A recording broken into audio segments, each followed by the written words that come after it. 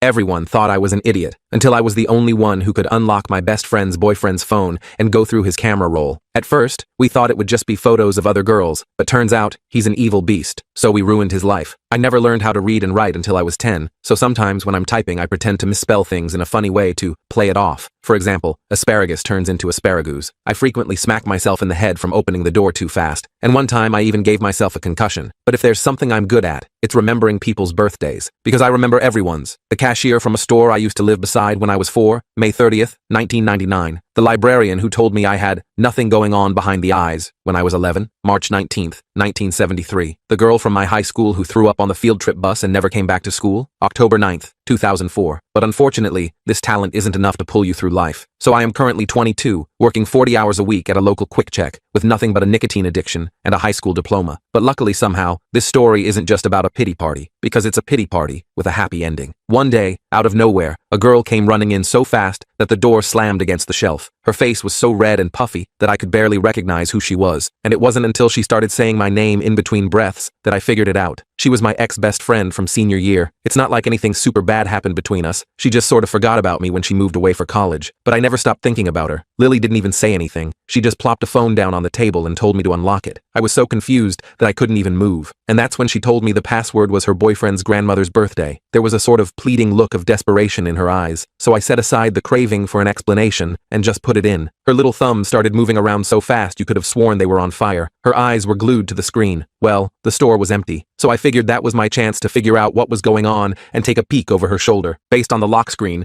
I could tell it was her boyfriend's phone, and she was going through his camera roll. I don't know what I expected to see from here. Maybe the nudes of another girl, maybe a crazy intimacy tape, I don't know. But then she went into his hidden folder, and what we saw made my stomach turn. Photos of children, young children, in situations no child should ever be in. I jerked my head away immediately, feeling like I might throw up right there on the convenience store floor. My brain couldn't process what I'd just seen. It was like my mind kept trying to reset itself, refusing to accept what my eyes had just registered. Lily was full-on hyperventilating now, and my manager DP was giving us the stink eye from the register. DP's always been suspicious of anyone who spends more than 2 minutes in the store without buying something. Says it cuts into his precious profit margins. I grabbed Lily's arm and pulled her toward the back room before DP could come over and ask questions. "We need to get somewhere private," I whispered. She nodded, clutching the phone like it might explode. The break room was tiny, just a faded folding table with mismatched chairs and a mini fridge that constantly made this weird gurgling sound like it was slowly dying. Once we got to the employee break room, I shut the door and just stood there, trying to process what we'd just discovered. My mind kept blanking out, like it was trying to protect me from what I'd seen. Lily had to snap her fingers in front of my face multiple times. Tommy,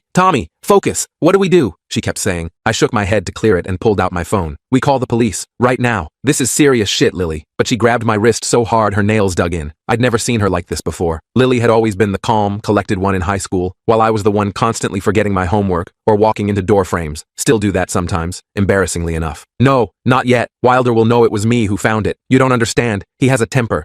She stopped, and I realized she wasn't just disgusted by what she'd found. She was scared for herself. That's when I noticed the faint yellowish bruise on her wrist, partially hidden by her sleeve. I took a deep breath. "Lily, those are children. We can't just ignore this." We went back and forth in hushed voices for a few minutes. I kept insisting we needed to call the cops immediately. She kept saying we needed to be careful about how we did this. My mind was racing through worst-case scenarios. What if Wilder came looking for his phone? What if he tracked it to Quick Check? What if DP walked in and saw what we were looking at? Eventually, we compromised. We'd document everything first, then report it. Neither of us wanted to look through those horrible images again, so I suggested just screenshotting the folder names and timestamps as evidence without actually opening the files. It seemed like a good plan in theory, but in practice it meant handling a phone that contained some of the most disturbing content imaginable. My hands were shaking so bad I could barely hold the phone. I tried calling my cousin Owen, who works as a police dispatcher, for advice, but he didn't pick up. Owen and I aren't super close these days, but he's always been the responsible one in the family, the guy everyone calls when they need actual adult advice. I left a vague but urgent voicemail asking him to call back as soon as possible. Meanwhile, Lily started carefully looking through Wilder's text messages to see if there was more evidence. She was moving through the phone like she was handling a bomb, scrolling with just the tip of her finger as if she didn't want to touch it more than necessary. Suddenly, the phone started ringing with an incoming call labeled simply, "Home." We both froze like deer in headlights. Wilder was looking for his phone. It was like one of those moments in a horror movie where the monster's footsteps are getting closer and you're hiding in a closet praying it doesn't find you. Don't answer it, I whispered, but Lily was already panicking. He'll track the location. He's got that find my phone thing. He'll know I have it. Her eyes were wide with genuine fear, and I realized she was terrified of this guy in a way that went beyond just what we'd discovered. Before I could stop her, she answered and put on this fake cheerful voice. Hey babe, yeah, sorry, I borrowed your phone to look up a recipe. My battery died. I'll bring it back soon, okay? Her voice was shaking so bad I was sure he'd notice, but somehow she convinced him she'd be home soon. When she hung up, we both just stared at each other. We had maybe an hour at most before he'd expect her back. The reality of our situation was sinking in fast. We were two barely adults with no real plan, holding evidence of serious crimes, and the clock was ticking. We decided to check one more folder labeled work to see if there was more evidence. What we found made everything even more complicated. Photos of Wilder at community events, with police officers, lots of them. Not just casual selfies, but friendly group shots where he had his arms around their shoulders,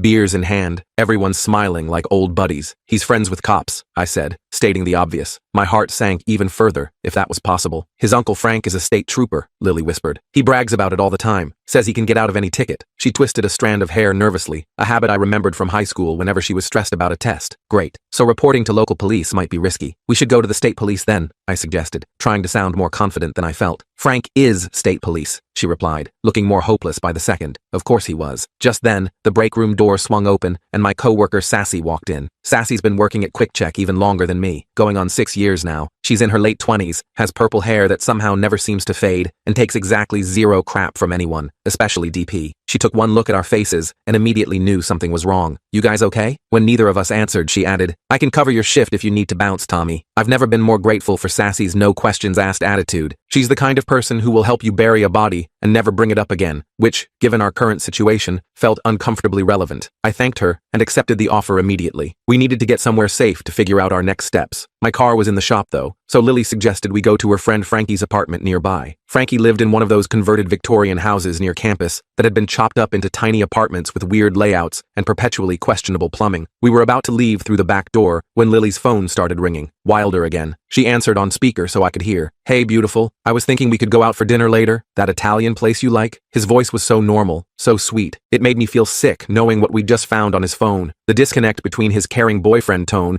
and what we knew about him was jarring, like psychological whiplash. Lily managed to sound somewhat normal as she told him she'd text him later about dinner plans. I wondered how many times she'd had to fake being okay with him. We hurried to Frankie's apartment, which was thankfully only a few blocks away. Frankie answered the door in pajama pants and a tank top, clearly confused by our unexpected visit. She was a tall girl with a sleeve of colorful tattoos and short blonde hair that stuck up in every direction. I'd met her a couple times when she and Lily were still in high school, but we'd never really talked much. Frankie was understandably reluctant when we tried explaining the situation. I don't want to get involved in relationship drama, she started, but I cut her off. It's not drama, it's a crime, a serious one. I showed her just one of the folder names. I didn't want to traumatize another person with the actual contents. Her expression changed immediately. Holy shit, she whispered. What do we do? That was the million-dollar question. None of us knew exactly how to handle this. We were just a bunch of young adults who barely knew how to file taxes or remember to get oil changes. Suddenly dealing with something so dark and serious, it felt like we'd stepped into an episode of Law & Order. Frankie suggested contacting a child advocacy center instead of going directly to police, but none of us knew how to do that. She started researching options on her laptop while Lily and I paced around her living room. The apartment was tiny but cozy, with string lights hanging across the ceiling and movie posters covering most of the walls. It would have been a nice place to hang out under literally any other circumstances. Finally, Owen called me back. I put him on speaker and explained the situation as calmly as I could. If this guy has connections in law enforcement, you need to be strategic, he warned. Document everything properly before making a formal report. He had this authoritative tone that reminded me of when we were kids, and he'd explain the proper way to build a fort or ride a bike. Owen recommended we use an anonymous reporting hotline, but Lily worried that wouldn't be enough to get immediate action. Then she dropped another bombshell. I've seen him do suspicious things before, she admitted quietly. He volunteers as a photographer at youth sports events. I thought it was just community service, but she started sobbing, clearly feeling partially responsible for not seeing the signs sooner. Her shoulders shook with each breath, and I could see the weight of realization crushing her. I tried to comfort her, but I've always been awkward with emotional stuff. My attempt at a hug just made her cry harder. I've never been good at the whole physical comfort thing. My mom says I've had personal space issues since I was a toddler. Frankie stepped in with tissues and a glass of water, handling the emotional support better than I could. Wilder called Lily again, asking when she'd be home. She couldn't keep lying lying convincingly, so she told him she was having a girls' night at Frankie's, which bought us until morning. He seemed to accept this excuse, which gave us a small window of time. Owen suggested transferring some of the evidence to a secure cloud storage, but we were afraid of leaving digital traces. If Wilder was tech-savvy enough to have hidden folders, he might be monitoring his accounts for suspicious activity. Owen walked us through using an anonymous email to send encrypted files. Meanwhile, Frankie found a child advocacy center with a 24-hour hotline and called them. She put it on speaker so we could all hear, but after explaining we had evidence of child exploitation, they put her on hold for over 20 minutes, which drove me absolutely crazy. The hold music was this tinny, repeating melody that seemed to get more irritating with each loop. I started ranting about how the system always fails victims when they need help most. I got louder and louder until Lily literally had to put her hand over my mouth to quiet me down. "The neighbors will hear," she hissed. Frankie's apartment had those paper-thin walls where you could practically hear someone blinking in the next unit. The advocacy center finally answered and gave us instructions on how to report, but explained the process could take days to initiate an investigation. Days. Kids were in danger right now. We needed a more immediate solution. I felt like I was going to explode with frustration. Lily briefly suggested confronting Wilder directly, but we all shut that down immediately. That would be incredibly dangerous. Instead, we decided one of us needed to keep him distracted, while others gathered more evidence. The problem now was where Lily would stay. She couldn't go back to the apartment she shared with Wilder. That much was obvious. Frankie offered her apartment as a safe house, but mentioned her roommate was coming home soon. A roommate who was known for gossiping. Not a good option. I thought about offering my place, but then remembered my roommate Gimli worked with Wilder at their day jobs. Also, not an option. Plus, my apartment was basically a glorified closet with mysterious stains on the carpet that predated my tenancy. We were running low on ideas when Owen called back. He'd spoken with a trusted detective named Leo, who could meet us in the morning. That was something at least. Leo apparently specialized in crimes against children and worked in a different jurisdiction, which might help avoid Wilder's police connections. But we still needed somewhere to stay for the night. We decided on a cheap motel, paying cash to avoid leaving a trail. The first two places we tried were fully booked. Apparently there was some kind of convention in town. The lady at the second motel desk told us it was a regional meeting of model train enthusiasts, which seemed absurdly mundane compared to the nightmare we were dealing with. We ended up at the sketchy Starlight Inn on the edge of town, the kind of place that probably rented rooms by the hour if you asked the right way. The room smelled like cigarettes and cheap air freshener trying to cover up the cigarette smell. I offered to sleep on the floor so Lily and Frankie could take the beds, but honestly, none of us could sleep anyway. We spent the night making a timeline of everything we knew about Wilder. Lily revealed more concerning patterns. How he often volunteered at the community center where elementary school kids had after-school programs, how protective he was of his phone, how he'd get angry if she touched his computer. She described times when he'd disappear for hours and come back with no explanation, or how he had a separate laptop he kept locked in his car. We checked his social media accounts for more evidence, but they were surprisingly minimal and clean. The guy was careful about his public image. Around 2 a.m.,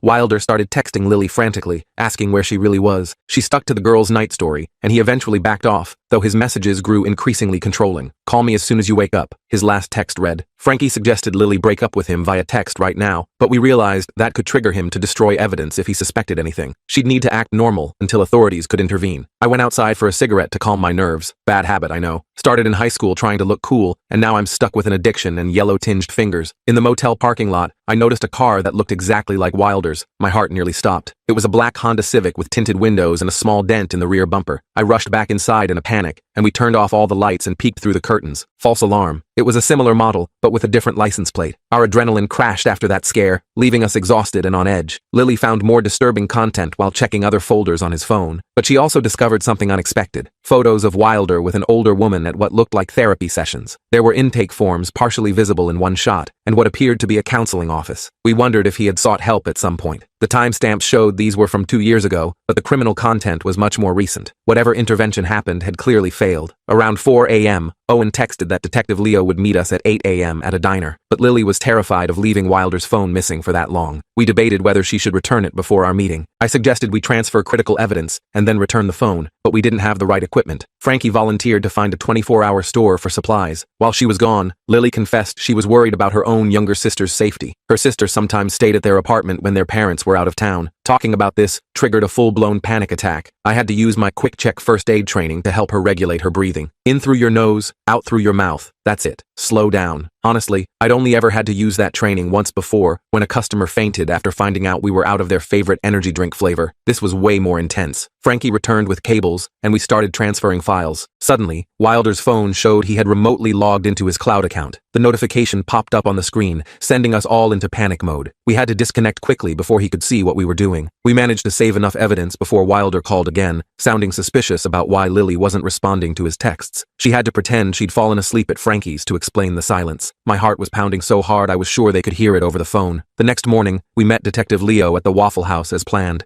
He arrived in plain clothes, which immediately made me suspicious. I insisted on seeing identification before we'd discuss anything. Turns out I watched too many crime shows. He was legitimate, and explained he worked in the Crimes Against Children unit. He was a middle-aged guy with salt and pepper hair and the kind of tired eyes that had clearly seen too much. He warned us that the investigation would be complicated by Wilder's connections and suggested we file the report in the neighboring county. We showed Leo the evidence we'd gathered, but he explained some of it might not be admissible since we accessed the phone without authorization. That's when I learned that finding evidence illegally can sometimes hurt a case more than help it. We needed Lily to provide additional context and testimony. His coffee grew cold as we talked through options, the syrup from his waffle congealing on his plate. Lily agreed to make a statement, but was terrified of retaliation. Leo explained the procedures for getting an emergency protective order. I wanted to stay with Lily throughout the process, but Leo explained that since I wasn't family or her current partner, I had to wait separately while she gave her statement. I hated leaving her alone, but those were the rules. At least Frankie could stay with her as emotional support. While waiting, I struck up a conversation with a social worker named Peter, who worked with abuse victims. He had kind eyes and a gentle voice that seemed at odds with the horrific cases he handled daily. Hearing about the cases he handled made my anxiety spike, and I had to step outside for another cigarette. Peter followed me outside and explained the support systems available for Lily, but he also warned that many victims face backlash from mutual friends. I promised myself I'd stick by her no matter what happened. The autumn air was crisp, and I noticed the leaves were starting to change color. It seemed wrong that the world could be so beautiful while containing such ugliness. Leo finally came out to update me on their plan to obtain a search warrant, but executing it would take time. He suggested I take Lily somewhere safe for at least 24 hours. I called my Aunt Admin, who lived an hour away, to ask if we could stay with her. I couldn't tell her exactly why, so I had to be vague about our emergency situation. Admin has always been the family fixer, the one who shows up with casseroles when someone's sick, or offers her spare bedroom when couples fight. She agreed to host us, but mentioned she was hosting a church group that evening, so we'd need to arrive after 9 p.m. to avoid questions. Before we could go to Admin's, Leo advised Lily to return Wilder's phone to avoid tipping him off. She was terrified of seeing him, so I offered to drop it off while he wasn't home. We drove to Wilder's apartment complex, and I was about to place the phone in his mailbox when the main door opened. I had to pretend to be delivering food to avoid suspicion from the neighbor who was leaving the building. I fumbled with an imaginary delivery bag, nodding awkwardly as they passed. With the phone successfully returned, we headed toward my aunt's house. Halfway there, Lily got a text from Wilder saying he'd found his phone and was coming over to Frankie's to pick her up. We had to warn Frankie immediately. My hands were shaking so bad I could barely dial her number. Frankie agreed to tell Wilder that Lily had left earlier, but he didn't believe her and started pounding on her door. I could hear the commotion over the phone, his angry voice growing louder, Frankie trying to stay calm. She had to call campus security to get him to leave. We finally arrived at Admin's house, physically and emotionally exhausted. As we pulled into the driveway, Lily received dozens of angry texts from Wilder. The notifications kept coming, one after another, her phone buzzing continuously like an angry bee. We realized he suspected something, and our safe haven might not remain safe for long. Admin greeted us with warm hugs and hot chocolate, asking few questions but clearly concerned. Her house smelled like cinnamon and clean laundry, so normal it almost made me cry. The next morning, Leo called to inform us they had executed the search warrant at Wilder's apartment, but Wilder had already deleted many files from his devices. The investigation hit its first major obstacle. Leo assured us they had tech specialists who could recover deleted files, but the process would take time. We needed to prepare for a lengthy investigation. Lily wanted to return to her apartment to get more clothes, but it was too risky to go there. My aunt offered to take her shopping for essentials. I stayed behind to coordinate with Owen about next steps, but then discovered Wilder had somehow gotten my phone number and started calling repeatedly. Each time my phone rang with an unknown number, my stomach would clench. I had to block his number and change my privacy settings on all my social media accounts. Admin returned with Lily and some new clothes, but she was asking increasingly pointed questions about our situation. She kept giving me these concerned looks that reminded me of when I was a kid, and she caught me trying to hide a broken vase. We decided to tell her a partial truth about Lily leaving an abusive relationship. Admin was sympathetic and offered to let us stay longer, but she was concerned about her address being discovered. She asked her neighbor, a retired security specialist named Joe, to help assess safety measures. Joe was in his 60s with a military buzz cut and a perpetual squint. He suggested basic security improvements for Admin's house, but implementing them would draw attention and possibly alert Wilder to our location. We decided to leave for a motel again despite our limited funds. I checked my bank account to see how long we could afford a motel. My savings were pitiful after years of minimum wage work. After rent, car payments, and my monthly data plan, I had just under $400 to my name. I called Sassy to ask if I could pick up extra shifts once things settled down. She agreed to help with shifts, but mentioned that a man had come into Quick Check asking questions about me. Real intense type, she said. Kept asking when you'd be back. We realized Wilder was actively searching for us. Leo called with news that they'd recovered some files and identified several victims, but the evidence suggested Wilder was part of a larger network. The case was expanding beyond just him. I felt relieved that progress was being made, but then Lily received a group text from mutual friends accusing her of making false allegations. Apparently, Wilder had been telling people she was unstable and making things up because he had tried to break up with her. She broke down, feeling abandoned by people she thought would support her. I tried comforting her by reminding her she was doing the right thing, but my own anxiety about our safety was becoming obvious. I kept checking the locks on the motel door and peering through the curtains every few minutes. She ended up being the one consoling me instead. We received word that Wilder had been brought in for questioning, but was released on his own recognizance within hours. Our fear intensified, knowing he was free and likely angry. The system we were counting on to protect us seemed to be failing at every turn. Leo explained they needed more evidence before they could hold him, but he promised they were monitoring Wilder closely. We had to trust the system despite our growing doubts. We checked into a different motel using cash. This one was even grimier than the last, the kind of place where you're afraid to touch the remote control or walk barefoot on the carpet. As we settled in, Lily received an email from Wilder's mother begging her to stop this madness. We realized his family was rallying to protect him rather than acknowledge his crimes. The email went on about how Wilder was a good boy who was being framed. It was sickening. A week into hiding, our motel money was running dangerously low. I couldn't return to work with Wilder looking for me. I finally swallowed my pride and called my estranged father for financial help. We hadn't spoken much since he left when I was 12. Our conversations over the years had been limited to awkward birthday calls and the occasional Christmas card. My father agreed to send money to help us, but he insisted on knowing exactly what was happening. I had to explain everything, reopening communication we hadn't had in years. To my surprise,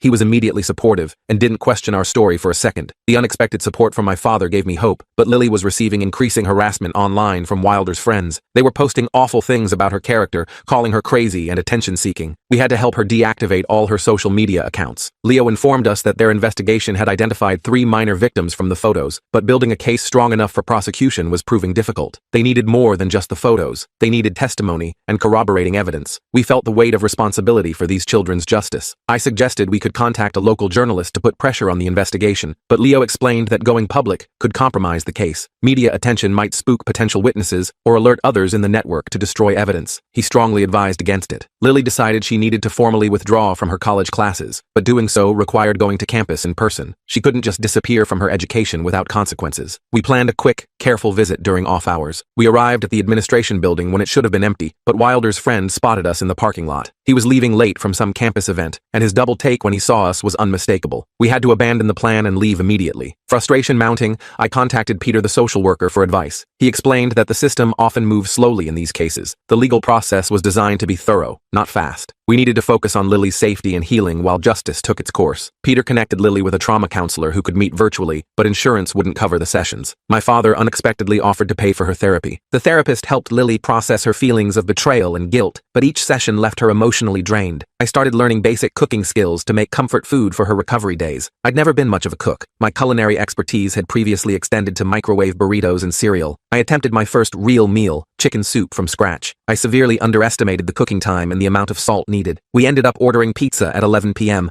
laughing together for the first time in weeks. That small moment of normalcy gave us hope, but the next morning, Leo called with disturbing news that Wilder had filed a harassment complaint against Lily. It was a classic Darvo move: deny, attack, reverse victim, and offender. We had to meet with legal aid immediately. The legal aid attorney assured us that Wilder's complaint was a common intimidation tactic, but responding required Lily to appear at a hearing. We had to prepare her for facing him in court. I promised Lily I'd be right beside her in court, but the attorney explained that I might be called as a witness. I couldn't sit with her during the proceedings. Lily practiced her testimony with the attorney, but each rehearsal triggered panic attacks. We developed a grounding technique where she'd recite birthdays I had memorized to calm herself down. Your mom, April 8th, 1975. Your brother, November 23rd, 1999. It actually worked pretty well. The day of the hearing arrived and we got to court early, but security was much stricter than expected. We had to surrender our phones and wait in a packed hallway where Wilder could easily spot us. The courthouse was an old building with high ceilings and echoing hallways that magnified every whispered conversation. I tried creating a buffer between Lily and the crowd,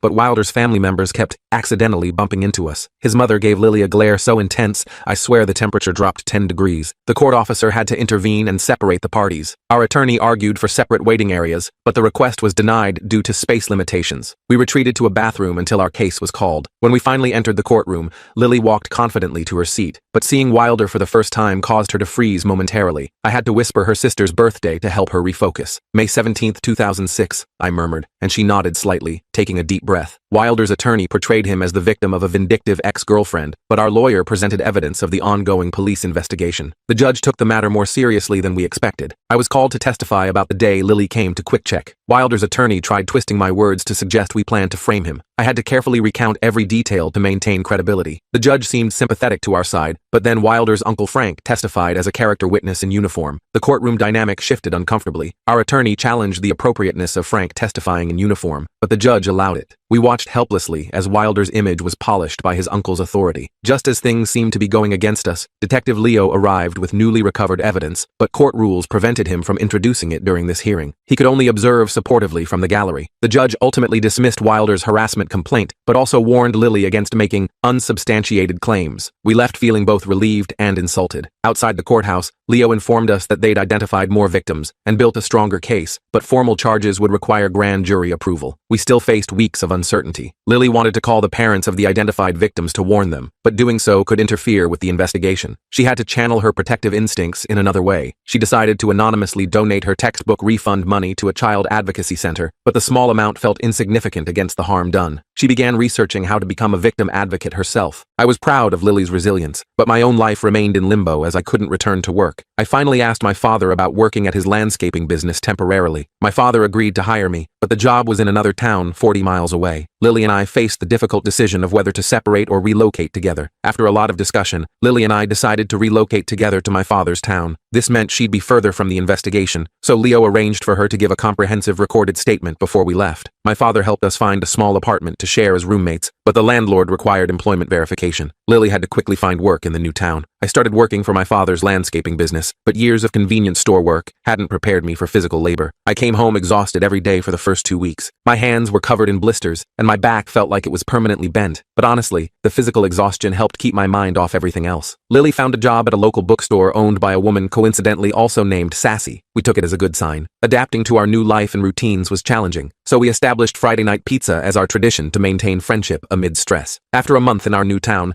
Leo called with news that the grand jury had indicted Wilder on multiple charges, but he had fled before arrest. A manhunt was underway. The news of Wilder's disappearance terrified us, but our new address wasn't connected to either of us officially. We found some security in our anonymity. Lily's therapist suggested she start journaling about her experience, but revisiting the trauma was overwhelming. She began writing children's stories about protecting boundaries instead. I found unexpected satisfaction in landscaping work, but still felt my life lacked direction. I started taking online classes toward an associate's degree in social services. 2 months into our new life, Leo called with news that Wilder had been apprehended trying to cross the Canadian border. The legal process would be lengthy, and we needed to prepare for a potential trial. The prosecutor wanted both of us to testify, but Lily was finally finding stability in our new town. We negotiated to give video depositions instead of appearing in person. My relationship with my father grew stronger as we worked together, but old tensions occasionally resurfaced. We started having Sunday dinners with ground rules against bringing up the past. Lily's children's stories caught the attention of her bookstore boss, but publishing them would mean going public with her experience. She decided to use a pseudonym to protect her privacy. News broke that 2 other men connected to Wilder's case had been arrested, but one was released due to a technicality. Our faith in the justice system remained fragile. Lily received a letter from one victim's mother, thanking her for coming forward, but reading it triggered her PTSD symptoms. We spent a difficult night where I recited birthdays until she could finally sleep. 6 months after our relocation, we received word that Wilder had accepted a plea deal to avoid trial. The sentence seemed too lenient, but we had to find peace in knowing he would at least be registered as an offender for life. Nearly 2 years have passed since that day Lily burst into QuickCheck and changed both our lives forever. While justice wasn't perfect, Wilder got 8 years with possibility of parole after 5. The investigation ultimately identified 7 victims who received support and therapy they desperately needed. Lily's children's book series about Boundary Bear